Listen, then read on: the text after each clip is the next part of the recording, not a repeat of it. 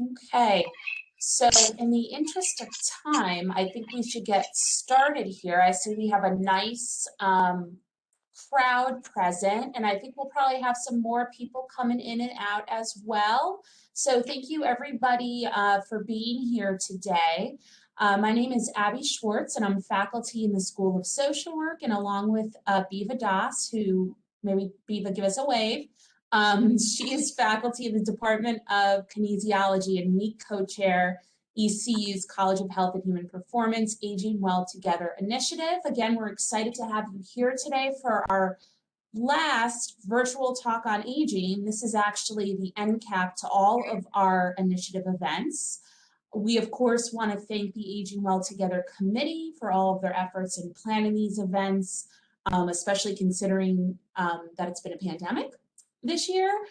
We also want to thank Dean Zonkovic for her continued support throughout the initiative, and Kelly Rusk, she is our marketing guru. Just so that all of you know, all of our virtual talks, the aging conference that we had, the discussions from the film festival that we had, they're all available on the Aging Well Together website, and it can be a little tricky to get to. So Biva is going to go ahead and put that link into the chat in case you want to check out previous events.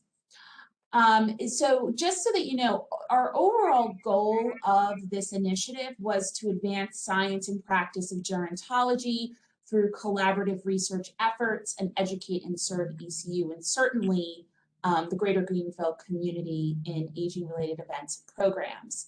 So in the near future, probably within the next few weeks, you should receive an email about an aging office that will begin in the fall in the College of Health and Human Performance. So please keep your eyes peeled for an email inviting you to a listening session about this office, because we would love to get some input from you and how you kind of envision this office serving kind of the way this initiative has served.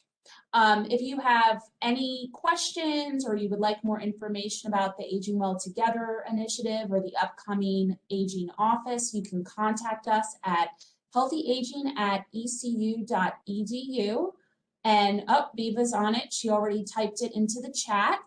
And before we get started, I'd just like to remind everybody to please turn off your mics, and we will have a Q&A session after the talk, and Biva and I will be manning the chat for any questions you have. So Biva, I'm going to kick it over to you to introduce our wonderful speakers.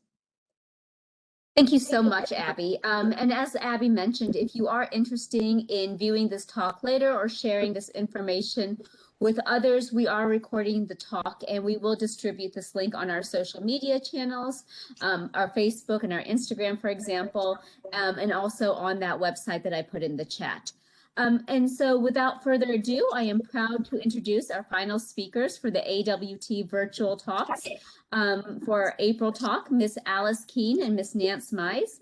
Alice F. Keene earned 2 degrees from East Carolina University, a BSP in Parks, Recreation, and Conservation, along with an MAED in Adult Education. Alice retired as the Pitt County Community Schools and Recreation Director in 2005 with over 39 years of service, and she currently works part-time as the Recreation Projects Coordinator under the Pitt County Planning Department. During her career, she had the opportunity to assist in developing many firsts, including year-round programs for special populations with Greenville Recreation and Parks, the North Carolina Special Olympics, Pitt County Community Schools and Recreation, the North Carolina Senior Games Program, and the Pitt County District Park. And then Nancy J.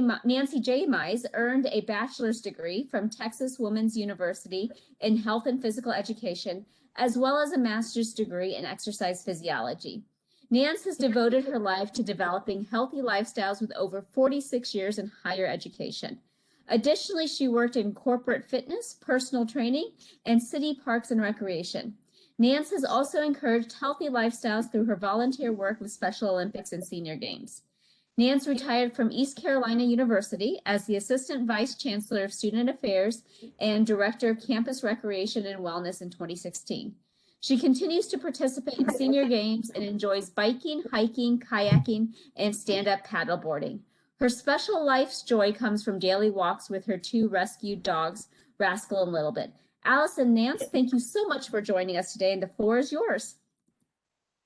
Phoebe, thank you very much. We're really excited to be a part of the AWT series and to anchor this for the year 2021. Both of us, Alice and I have worked together over 30 years. It may be over 40 years, but who's counting? And a lot of that has been devoted to building healthy lifestyles. And we've been really lucky in our profession as well as our personal life to focus on building healthy lifestyles. And it is our passion. So it's really exciting for both of us to share that with you today. And we hope that we're going to hit upon some of the things that will resonate with you. They may not be new, they may not be different, but that is our goal for today. Like Nancy said, we're excited to be here today. We've talked about doing something like this for a number of years. So wow, we appreciate the opportunity to finally share some of our experiences over the years and the people that we've been blessed to share this journey with, and some of the things they have taught us that we believe in our observation leads to healthy aging. This is a theme, aging, everybody's doing it. And when you think about it, that's exactly what happens from birth to death. And this is a group of young mothers and little ones who come to the park. We have actually had some little ones in the park at 2 or 3 weeks of age. And this group of moms get together and get some good physical activity themselves. Their little ones do. They get to chat and be social and talk about their challenges as young moms. And it's just a great time for them. Typically, they come back to the picnic shelters, have a little snack. Children get to play on the playground, and it's a nice morning outing. At the other end of the lifespans, you see on the bottom picture, Harlan McKendrick, and hopefully you saw the publicity on the newest kayak ramp that we have in our area over in Washington. And at 101, Harlan got to be the first guy off that new ramp. And what a great opportunity for him and for all of us. And you may not be able to see it, but right on his kayak, he has the words, "Never better." So we believe, and we've seen by observation, that we can be healthy and happy and live life to its fullest throughout our lifespan. Now, we know a lot of different things happen as we age, career transitions, retirement, children leaving home, loss of loved ones, and we're obviously going to have some more physical and health challenges as we move along. But again, as Harlan has showed us, we can be healthy and happy and out there kayaking at 101. That's true. You know, I told Alice as we were thinking about this presentation, it seems like we don't really focus on wellness or the virtues of wellness until we're sick or some loved one is sick, and then we realize, maybe I need to take better care of myself. And we don't really think about aging until we're old. So we're going to start with these 2 premises up here today. 2 things that we can agree on before we start going through the rest of the presentation. And the first one is that we all have 24 hours in a day, because I know you're already thinking about telling me you don't have time to do the things we're getting ready to tell you that you should do in your life to live a happy, healthy life and age well. Okay, so we've agreed on the 24 hours. The next thing you don't want to hear either is that you'll never be younger than you are today. You're going to be older when this presentation is over, whether you like it or not. So it's not just us old folks. We are all aging every day of our lives. So our ultimate goal is to make you a priority.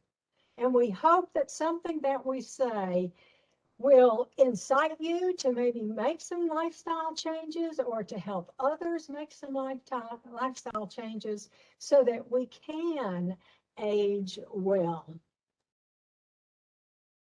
I'm going to start. Oh, So today we as Nancy said, you may not hear, probably won't hear a lot of things new, but hopefully you'll be reminded of some of the things that you thought about and maybe you are doing and you can take pride in doing that, or perhaps some of the things that you haven't done, you might think about moving to action and doing those.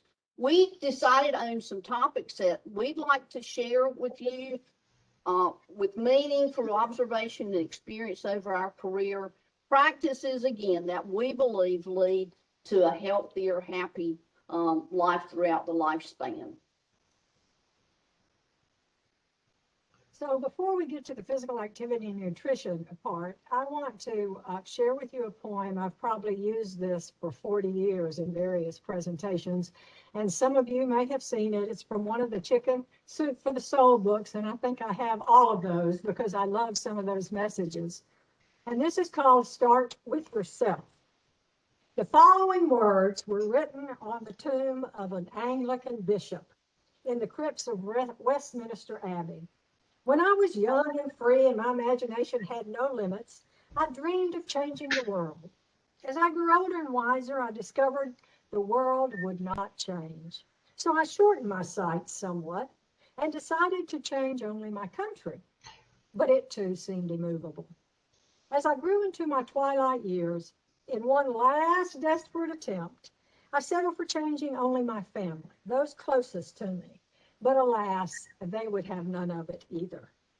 And now, as I lie on my deathbed, I suddenly realized if I had only changed myself first, then by example, I could have changed my family. From their inspiration and encouragement, I then would have been able to better the country, and who knows, I may have changed the world. And that's what we're trying to say today is you've got to start with yourself. Obviously, I'm a little partial to physical activity and nutrition because that's my background, and I think that's the background of staying healthy. We're going to incorporate some humor into this presentation, not just because we're funny looking, but I think humor is great, and it is one of the elements that we want to discuss. And I love little Maxine here. Here she is saying, I've got to start taking better care of myself. Whoever was responsible for that has really done a crappy job. Well, in the end, there isn't anybody else to take care of you but you. And that's the point that we're trying to make. And, you've got to begin with the end in mind. What do you want to do when you're in your 60s, 70s, 80s, 90s, 100? Do you want to be able to get into the kayak when you're 101 and go for a paddle? So then you've got to work on those things that are going to enable you to do that as you age. So start thinking about what it is you want to do. You've got to make time for you. And I know some people say, well, that's selfish. And it took me a while too, when I was working 80 hours a week, to say, hey, maybe I need to make a little bit of time for me. I initiated a wellness institute when I was at East Carolina, and I would tell people, you need to make time for you. And they'd go, Nancy, you just don't understand. I have 3 kids. I work a job. I do this. I do that. I mean, as soon as my last child gets out of high school, I'm going to start making time for me. And I'm like, well, how many years is that? Oh, 6 or 7. And I would look at them and I would say, you could be dead by then. And they would look at me and they'd say, well, that's not a very nice thing to say. And I say that as kind of a shock factor because there are no guarantees in life. You've got to make time for you today. You are worth that. And this use it or lose it, we hear that about everything. And I always think my dad was a mechanic. And to me, there's such a correlation between a car. And he used to say, honey, the worst thing for a car is for you to just park it someplace or just drive it around town, never take it out on the highway so that the engine is tested to make sure it does what it's supposed to do. And our body is much the same way. If we sit around all the time and we don't ever try to increase our cardiovascular health or strength by going for a walk or going for a run or biking or something that's going to push ourselves a little bit harder, make our heart work a little bit more, get those blood vessels working, circulate some oxygen, we're never going to know if it works or not. The great thing about a car is, you know, if you don't like it anymore, or if it gets stuck on the road somewhere, you just call the tow shop to come get it and tow it in. They, you know, usually they're towing us into the emergency room. You only have one body. So if you don't take care of it and use it, you definitely will lose it. And those of you who are young and have not thought about that now, those are the things that change as you age. But when you continue to use those God-given parts of your body, then you don't have to worry about losing them. But you have to establish a routine. I used to block it out on my calendar with my meetings and everything else. You sit there the night before or Sunday night when you're thinking about what you're going to do with your meals all week, what you're going to cook on Monday, Tuesday, Wednesday, or whatever. Think about when you're going to exercise and how you're going to work that into your routine. Most of us are very routine people. I used to tell the customer service staff in the rec center, work on learning 5 names a day of people that come into the rec center, because we're all routine. It's the same people that come from 6 to 7:30. It's the same people that come from 12 to 2. It's the same people that are there after work, because we all, those of us who are people that routinely exercise, do it on a regular basis, and you have to have a routine. Motivation, accountability, and commitment. I've been told all my life, you know, Nancy, not everybody's as motivated as you are. Well, I've finally come to realize that. And I know some people are not self-motivated. So if that's the case, I think that's why classes are so popular. Take a boxing class, go to a group fitness, a boot camp. All these classes, Orange Theory, those things give you the motivation, the accountability. You've got friends that are there, or you meet friends that are there. You make the commitment to go. So it's going to help you to be active. And when we talk about active, we're talking about at least, I think the Surgeon General recommends at least 30 minutes of moderate to vigorous exercise every day. Some people are now into this 10,000 step routine. That's good as long as it's not just, you know, meandering around. I mean, you've got to get your little heart going so that you are increasing that cardiovascular strength. We're not going to hit all the elements of physical activity, but there are 3 major ones that I want to at least touch on. Strength training is one, and you see these cute little pairs here, and they're working on their core, of course. Well, we have cores too, and that, you know, that's our posture. That's how we hold ourselves up. That's our back muscles, our stomach muscles. You know, those are the cores to give us that stability for good posture. They even have now those walkers that are more upright, so you don't have to lean over and look like a little old person walking with your walker. We don't have to become that way as we get older. But when you use or begin strength training, when you contract a muscle, it shortens. The only way to stretch it back out is by stretching, intentional stretching exercises, and that's how you maintain flexibility. And if you could read this little cartoon, he says, we're going to have to work on your flexibility, so we're going to glue your snacks to the ceiling.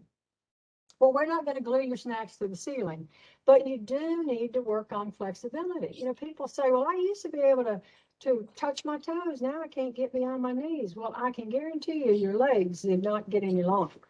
It's because you have not worked on trying to get down to your feet in a long time, but they're there. And if you continue to work on flexibility and stretching, you will increase that range of motion. And that's also what prevents injuries. Balance and injury prevention is huge as we age.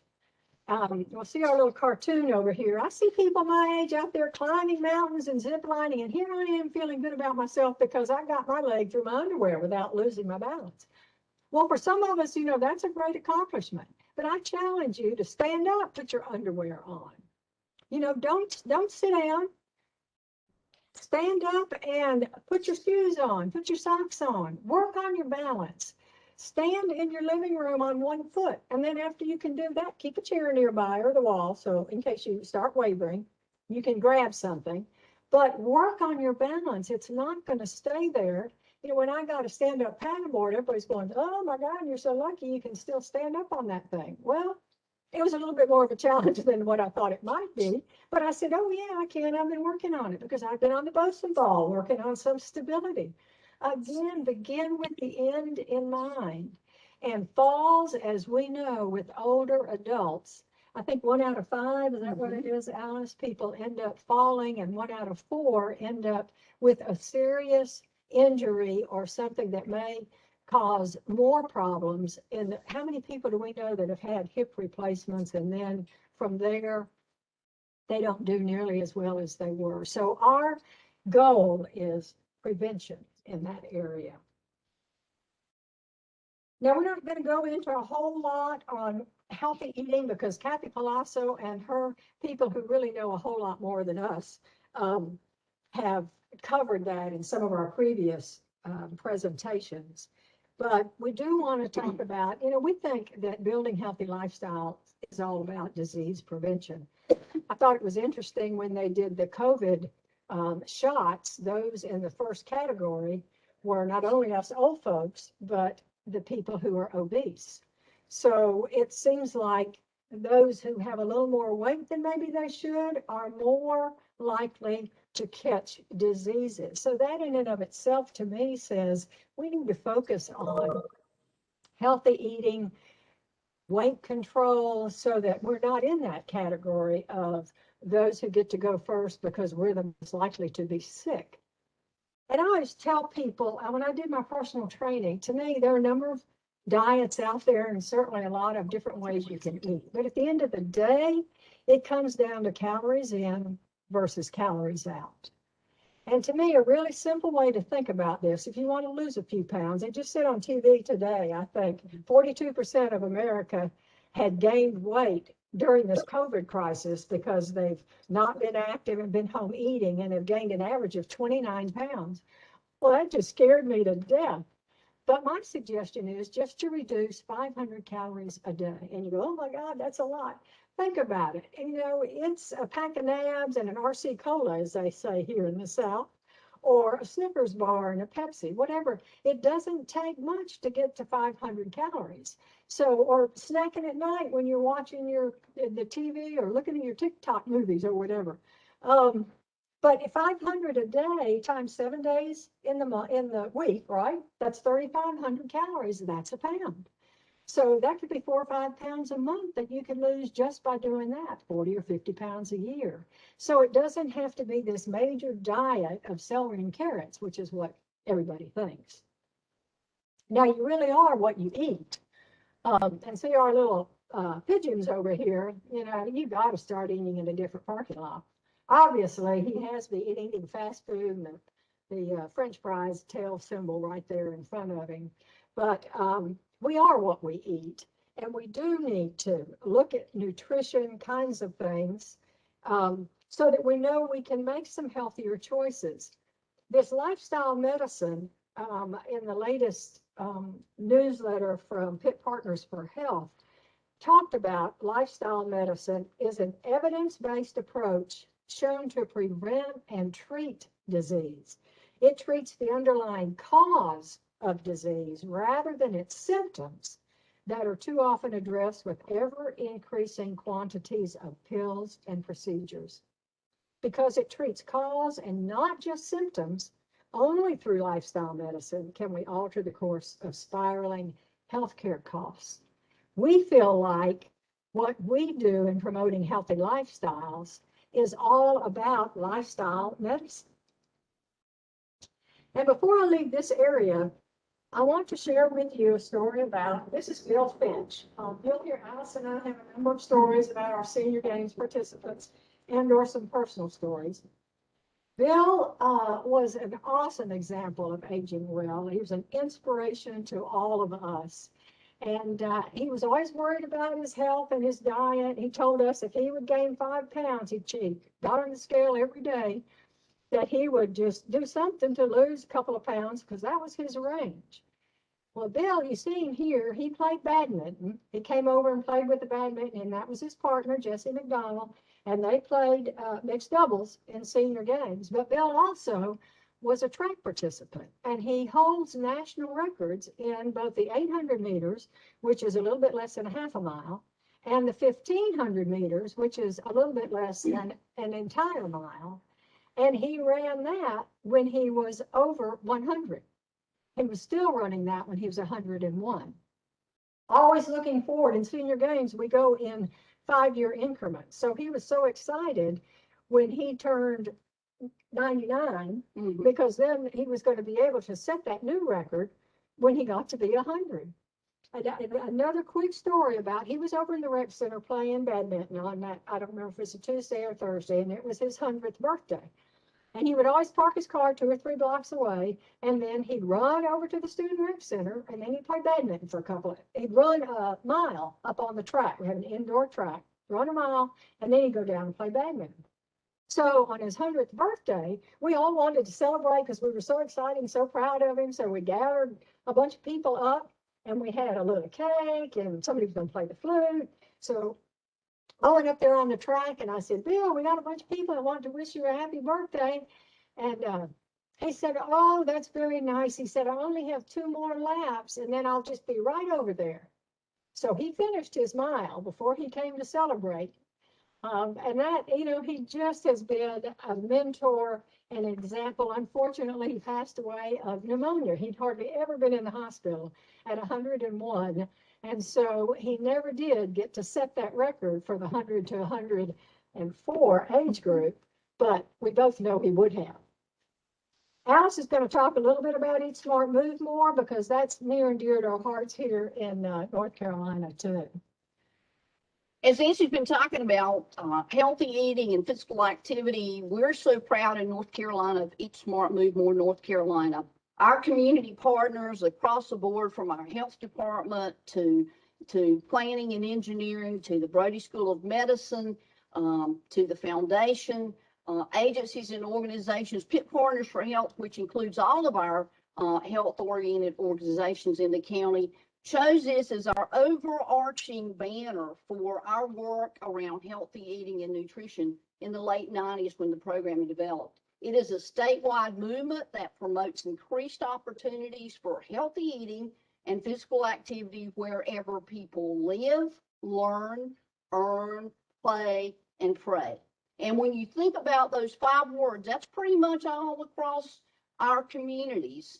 Our vision for North Carolina is a North Carolina where healthy eating and active living are the norm rather than the exception. So the mission given to us then is to reverse the rising tide of obesity and chronic disease among North Carolinians by helping them to eat smart and move more and achieve a healthy weight, which has such a tremendous impact on our health and well-being.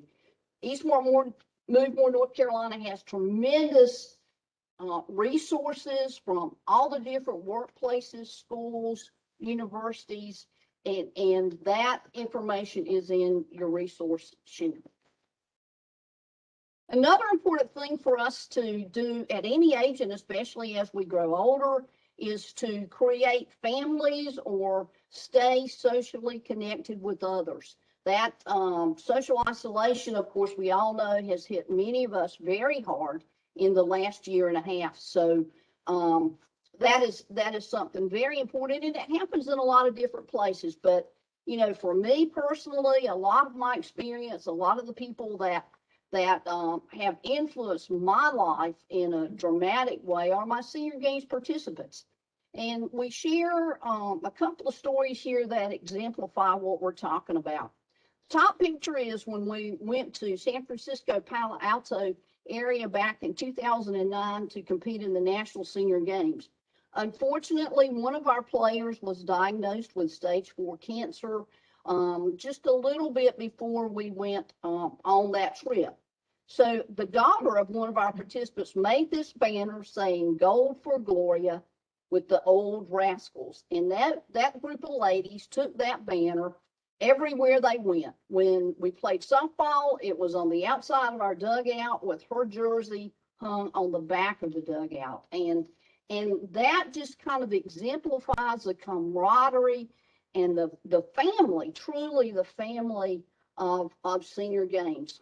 In 2015, this group traveled to Minneapolis, St. Paul to compete in the 2015 National Senior Games. And I want to tell you real quickly, the person in that hospital bed did not have an injury from Senior Games. She actually had an issue come up while we were there related to some surgery she had prior to going on that trip. But these ladies you see around her had played basketball for 4 long days, playing 2 or 3 games a day. In fact, they were scheduled such that we went to the gym in the morning. Some of the ladies had made sandwiches and orange slices, so we just stayed there for the day. Well, on the 4th day, we were playing in the championship games in the B League, and we were so excited to win the silver medal in that league. Well, everybody was tired and worn out. I figured the first thing they were going to say was, hey, we got to go back to the hotel. Well, the first thing they said was, let's go to the hospital. We've got to take Marilyn her silver medal. And that they did, and they wouldn't hear or even think about going somewhere before they went and told the good news to one of their teammates. Again, avenues for staying connected happen in a lot of different places. There's a lot of different activities that we can do that in to stay connected with the people that we love and care about. I sometimes call them our chosen family. And quite frankly, sometimes our chosen family may be more family, more supportive, more there when we need them than sometimes our biological family. It's also included a feeling of belonging. You belong to a group or someone bigger than you. And of course, we all know that social media has really been utilized in the last 18 months to keep us connected with family and friends. And I think some of us have certainly learned a lot of new things about using social media that will be with us for a long time. And now I get to talk about 2 of my favorite things, positivity and laughter. And you see this positivity over here because, as Viva said in the intro, 2 of the loves of my life that make me smile and laugh every day are my 2 little 4-legged guys. The one on the left is Rascal, and he is one, and the one on the right is Little Bit, and he's a sweet little rat terrier. And I think any of us who have 4-legged critters know that they bring positivity and laughter to our lives because, there's something about every day for them is a good day. It's like, today's a great day to make it a great day. And they're wagging their tail and happy. And how can you be anything else, right? So, but you have to be the energy you want to attract. If I sit here and say, well, we're really excited about being here today, nobody's going to listen to what I have to say. So you've got to exude that amount of energy that you want people to have. If you want them to have a passion for something, you've got to display a passion for what you have and what you're doing. Lead by example. To me, that is the best. So many of you out there are super mentors to so many people. And just like these people in Senior Games, I remember telling Alice when I was young and foolish back in, 30 or whatever, I said, because I was a volunteer in Senior Games, and I said, God, what really scares me is how can I live up to some of what these people have already done and how they've demonstrated living such a healthy lifestyle, because they were so impressive. But lead by example. People are watching. A lot of people are watching when you don't see or know that. Personal confidence. Now, some people say, well, somebody is really cocky, but, there's a really small difference between personal confidence and being cocky, because you've got to be confident about yourself. And I want to share just a quick story about my sister, Clara, my only sibling. She developed stage 4 lung cancer. It's been about almost 13 years ago now. Her name is Clara. Our mother died when we were in high school of breast cancer. And Clara from day one said, cancer took our mother, it's not going to take me. Well, I was paranoid and stressed because if you do any research with stage 4 lung cancer, the outcome does not look good. 2 to 5 years at most. And so I just was worried and stressed, and she kept saying, Nancy, I've already told you, you know, I mean, I'm positive about this. I'm not going to die of cancer. As we sit here today, she is cancer free. And not only that, about 2.5 years ago, she got lung cancer in the other lung and had high powered radiation to remove that, and is now a spokesperson for Harris County in Houston, helping other people to be positive about, you know, with that attitude of making a difference for lung cancer survivors. And I really do think it's that which we focus on, we bring into our lives. And a lot of that is just surrounding yourself with positive people. You know, so choose your friends wisely. One small positive thought in the morning can change your entire day. You know, we talk about, well, is your glass full or is your glass half empty? Well, you know, at the end of the day, it really doesn't matter because the glass is refillable. So give that some thought when you're trying to categorize somebody in one or the other.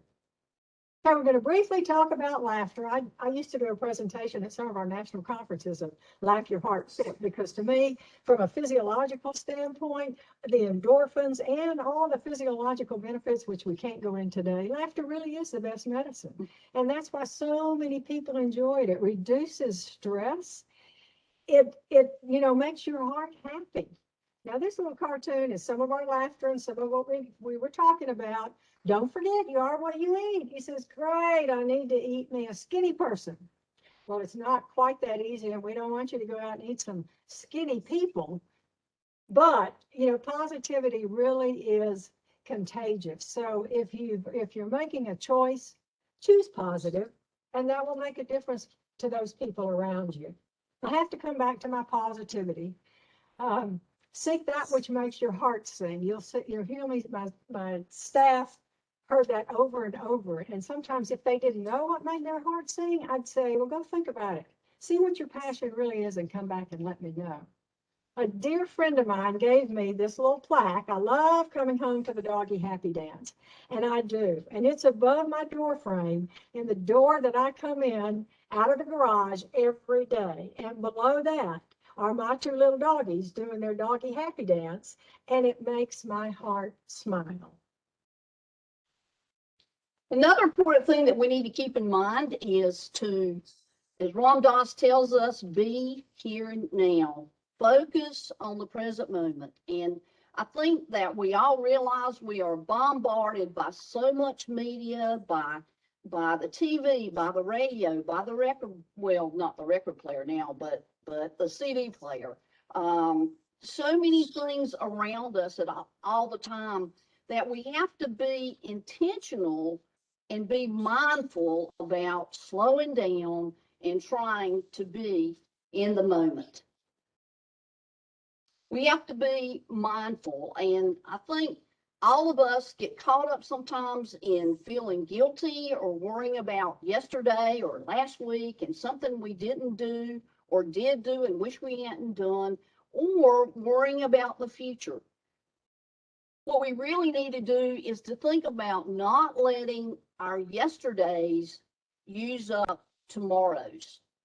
One of my favorite philosophers is John Kabat-Zinn, and he reminds us that the only time you ever have in which to learn anything, to see anything, to feel anything, express feelings or emotions, to grow, to heal, is this very moment.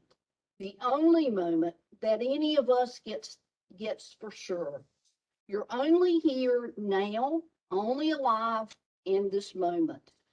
That in itself can help us put mindfulness and being in the present moment in perspective. Another one of our Senior Games participants, this is Helen Walter. She was truly one of my heroes, someone who taught me so much about life, all the aspects of life.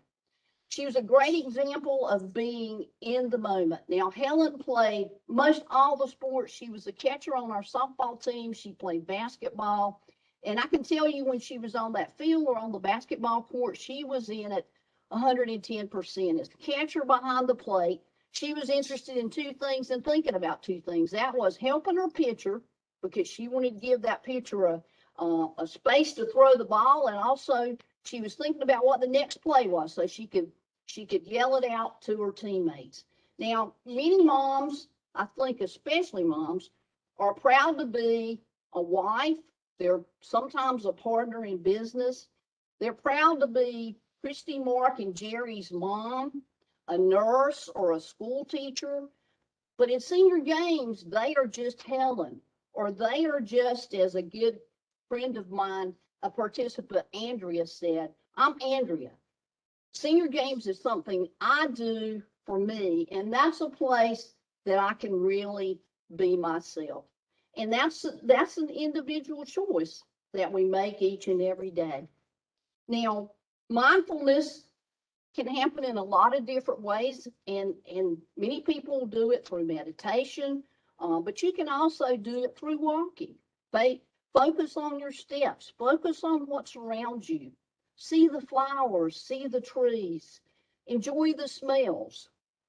As some people would say, stop to smell the roses. We can replay happy moments. And again, the list goes on and on: yoga, deep breathing, playing with your children. But again, the important thing is to choose something that you enjoy and something that is meaningful to you. Another important thing for us to remember as we grow older and every day is community engagement, giving back to others. You know, in this fast-paced world in which we live, we've kind of automated and advanced beyond many of the things that really kind of encouraged us to help each other. You know, I think about pioneers sometimes, and you know, helping each other and giving back to the community was a way of survival for them. We think about the barn raisings and the wagon trains. That was really helpful, and that was a part of survival. But for us, something we have to think about. Another one of our senior games participants, this is Miss Lillian. Now, today, Miss Lillian is 99 years old. She still lives in her own home. She drives her own car. She comes to exercise classes at our center.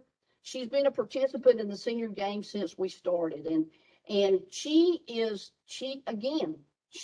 what we all want to be like when we are 99 years old. She's been frugal in her life, so she's able to give back to some of the programs in the community that she thinks is important. She'll come in and leave a check for the community garden or for the park or for senior games and say, I know this is important in my community and I just want to help out. Also in that photo, you see one of our own ECU HHP students.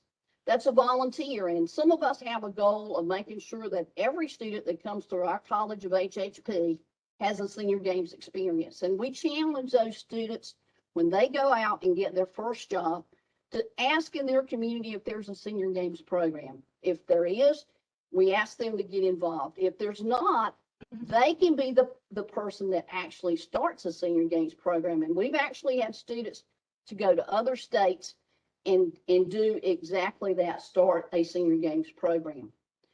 Again, volunteers are always needed in our community. If people say to me, I'm bored, I just go, wow, did you open your eyes and look around the community? Because there's so many needs with Council on Aging, food banks, schools, hospitals, and remember that volunteering is about reaching out to your neighbor, saying hello, taking them a bouquet of flowers, uplifting people in some important way.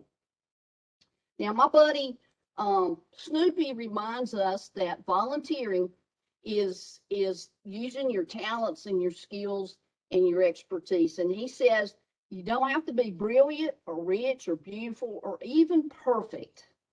You only have to care. We challenge people when we have a chance, each one of us, to make our community a better place, our state, our country, and even the world. So now as we look a little bit into planning for the future, we've talked about a lot of opportunities for change, perhaps. Maybe there are opportunities to continue what you're doing as it relates to you and those around you. But the most difficult thing is living a balanced life. You know, we all know some people, and Anissa, if you're listening, Dr. Zankovic, to me, you appear to have your life well in balance. Because you're there when people need you, you do what you do professionally, you make time for you, walking your dog and spending time with your family. That's where the challenge comes in. But, we've all heard, nobody says as they get older, gee, I wish I'd have spent more time working. So do those things that do speak to your heart. Make time for that. Don't get so stressed out that you're worrying so much about saving money for when you retire that you don't do the things that bring you joy or speak to your heart today, because tomorrow is not guaranteed to any of us. And we've done this, making important decisions. Clear your mind of all those things you're worrying about. I was always worried about financial security, and I think I wasted a lot of my tomorrows on yesterdays worrying about that. And again, to share a little personal story, I mentioned to you that my mother had passed away when I was in high school, and little did I realize she made this deal with one of her dear friends to kind of look out for me, make sure I was a good girl, did what I was supposed to do, go to college and whatever. And she's in Texas. I was in North Carolina. Her name is Dot. So I was 42, I think, and so that meant she was 62. And I got a letter in the mail, and I thought, oh, this is great. I got a letter from Dot. So I opened it up, and it was her obituary. And I thought, oh my God, she's dying, and she didn't tell me that she's sick. So I pick up the phone, and I said, Dot, how are you doing? She said, oh, I'm doing fine. And I said, well, I got your letter today. And she said, yeah, what'd you think? And I said, well, why'd you send me your obituary? She said, oh, I'm working on my end of life stuff so that, because she didn't have family either, so that nobody has to worry about it. And she said, and so I just thought I'd write my obituary. I mean, who knows me better than me? What did you think? Well, if she hadn't just made that statement, I would have made some suggestions of what I thought. But after that, I said, oh, yeah, it sounds wonderful. Let's go with it. And she lived to be almost 93. So she had another 30 years she was a dancer. She loved Native Americans. She'd go out west and dance with the Indians. She didn't have to worry about anything because she got it all out of the way.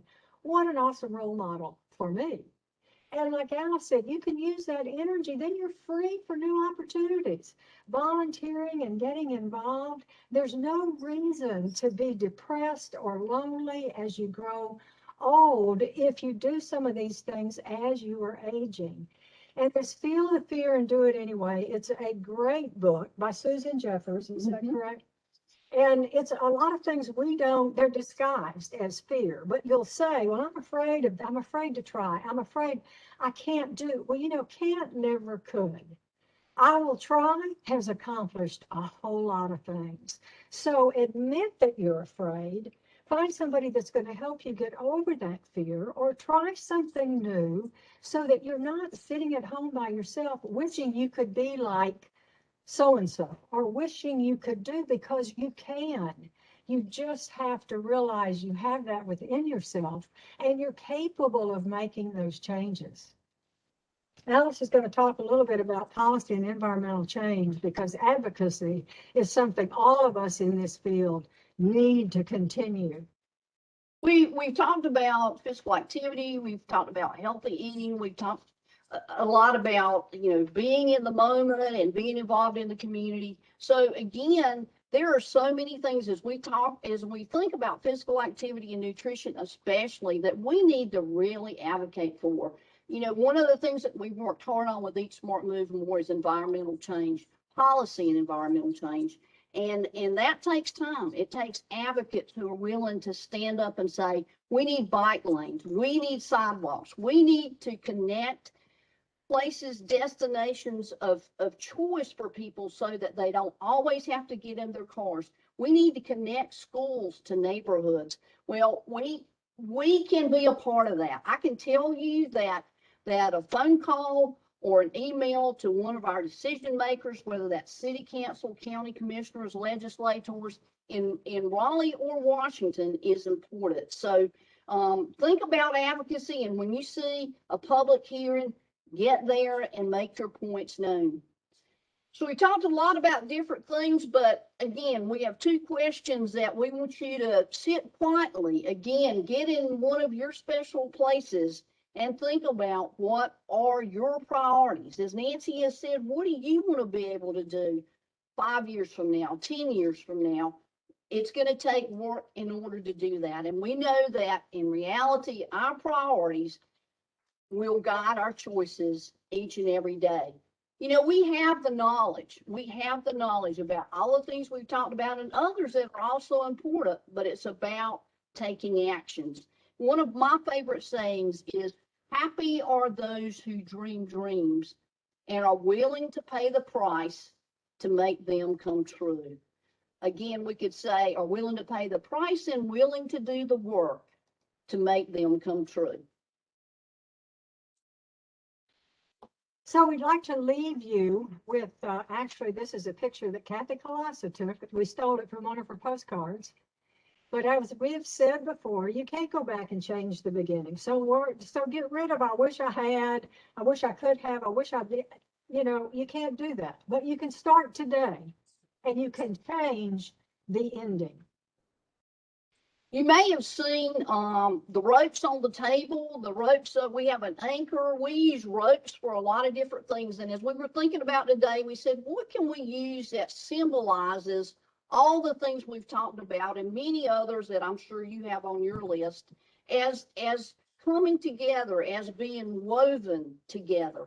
And that's a rope is an example. Now, if we were with you in person, which we would love to have been, every one of you would be being given your own special rope as you walked out of the room today to put somewhere in your house that reminds you that all of these components we've talked about are woven together in what makes us healthier and happier every single day and those we interact with. So again, we may see you on the street or in a class or in the grocery store, and we may ask you, what's in your rope and what choices have you made and what choices have you changed? So don't be surprised if we do that. The real clear aspect for us today is life is not a dress rehearsal. So we have to enjoy life here and now every single day.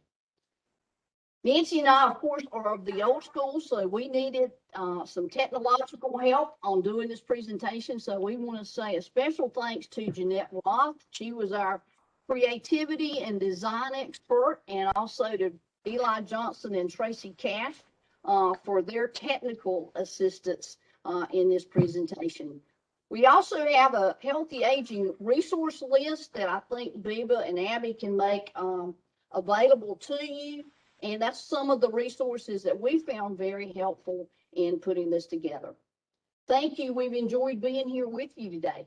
Happy to stay around and answer any questions or hear any of your stories.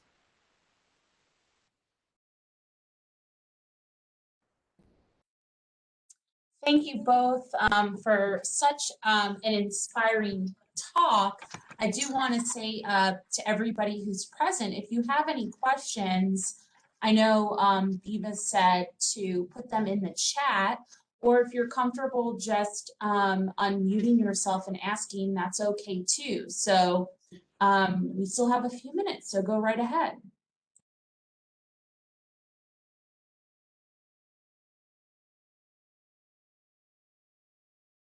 Thank you for such a So we have a question, and it says, this is from Mansfield A. If I have a parent who has a disease like Parkinson's, does this mean I will get it for certain?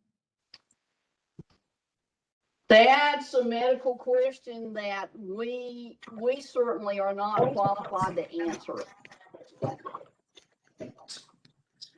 And I would follow up, this is Viva, I would follow up that this is maybe something you'd want to speak to with your own primary care physician or healthcare provider about.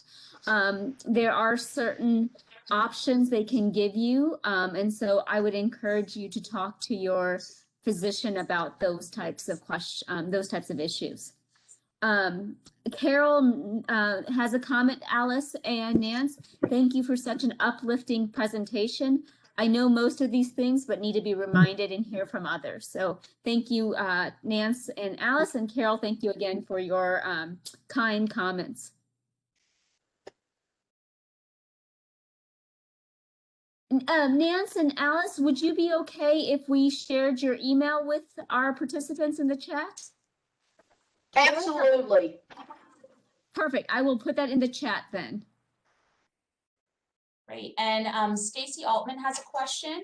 Would you be able to share any information on community gardening and access to it at various ages? Yes, the community garden is adjacent to the park, which has really been a great partnership for both of us. If you would just put that on, or we can get your email address, we'll be happy to send you that information. Joni Torres is a contact for the community garden, and she works through cooperative extension. That community garden is open to all ages within the community. Of course, if it was young people, it would need to be a family activity, but there are still plots available in our community garden. And just one of the things that we've been so excited about is we do have a partnership with Wintergreen School, and every class of kindergartners get to come to the garden and learn about gardening and pollination and all of those things. And we've even had children that have ended up bringing their parents, and the family has gotten a plot in the garden and began to grow some of their own fruits and vegetables. Thank you. And I put the link for the community garden in the chat. Thank you, Abby. Sure, as well. And also, Viva put both of your email addresses in the chat. And we have a comment from Joanne. It says, thank you, Alice and Nancy, for such an inspiring presentation and for all you have done to make healthy opportunities available to citizens of Pitt County. Question, reflecting on your careers and how the county has changed, what are you most proud of? What are we most proud of the changes we've seen? Well, community garden is a great example. We've seen other communities develop community gardens. We've seen farmers markets and support for our farmers and more fresh fruits and vegetables. That has been improved and making those available to new communities. On a physical activity level, and Joanne has been very much a part of this through her work, helping us to build new sidewalks, connect sidewalks, build parks. Of course, I'm a little partial. I think our Pitt County District Park is a great addition. And I say that because that park is two things. One, it is there because of the collaborative support of agencies and organizations across this county. It is one of the greatest examples of that, of people really working together. And secondly, it is very much the people's park. Many things that we've developed in that park, the people have helped us with, the community build for the playground, but we've also listened to the voices of our community. And we talk about master plans and whether they're effective or not, and whether we spend lots of money and a lot of time and energy and they sit up on the shelf and we don't use them. Our district park is a reflection of the voices of the people across this community, and the fact that everything there is something the people in Pitt County have said they wanted to see. So just a few things we're proud of. You've got a lot of things at ECU, Nancy. Oh, yeah, I think a lot has developed at East Carolina in the wellness area, but I also think in the county, and maybe COVID actually helped with this, because people were more excited about getting outside and maybe therefore realizing the need. We say we want people to walk, we want them to bike, we want them to hike, but there aren't too many places to do that safely. So I think it helped emphasize the need that if we're going to ask, it's like we said at the university, we don't want underage students to go downtown with fake IDs and drink. Well, then what's the alternative? you know, you've got to give them something else. If we want people to go outside and be active, they don't need to worry about getting run over. So I think it is helping us in terms of expanding the greenways, looking at more bike paths, the necessity to put bike paths and or sidewalks in places that we haven't had them, and allocate resources so that those things can continue to be enhanced. Thank you. And I will just end with a comment that Jennifer Baston said. She said, "You both did a fantastic job. Thank you for sharing all of the valuable information that you discussed today." And I do have that information, the resources that you shared with us. So everybody here should know that not only will this recording be available so you can watch it again and share it with others, those resources will also be posted on our website at this location. Let me copy and put it in here. So thank you both so much for all of your time today. It has really been inspiring that you can have a balanced life, you can live well, and that realizing and deciding that's what you want for yourself is a way to start, right? We can all make that choice.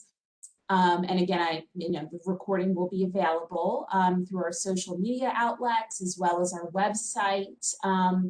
Again, if you would like access to any of our recorded events, you can do that at the website that is in the chat. And also, if you have any questions or you want to know more about the new aging office or this initiative, you can email us at healthyaging@ecu.edu, and that's in the chat as well. So thank you both again. Viva, I don't know if you want to sign us off here. We certainly can. I will try.